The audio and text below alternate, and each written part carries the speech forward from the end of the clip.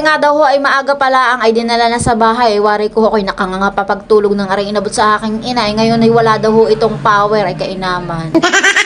Ay di, pagkarating ko nga ho din sa siya, di aring at inuna ko't binuksan ko na, ay pagkabukas ko naman ho'y puto ka naman at sunog ang capacitor. Eh, di gagawin ko na nga ho, arit, baka maging kasalanan ko pa kapag hindi siya nakapanood. Bali, 2 capacitor nga ho yung kanyang nasunog, ay aring ho't ipapakita ko sa inyo. Kita nyo naman, sunog na sunog at muntik ko pa nga ho maging kakulay ay kainaman. Pero bago ko nga ho yan pinalitan ay talagang ipinasigurado ko muna sa aking amo kung tama bagay yung aking hinala at hindi naman ho ako nagkamali. Ay di tama nga.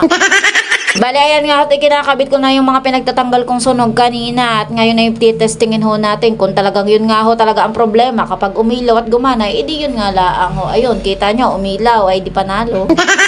Syari ho ay tapos na, rayantayin ko na laang tubusin kaya babalik ko muna sa dati. Ngayon, kung nakaabot ka po sa bidyong ito, magpapansin ka na.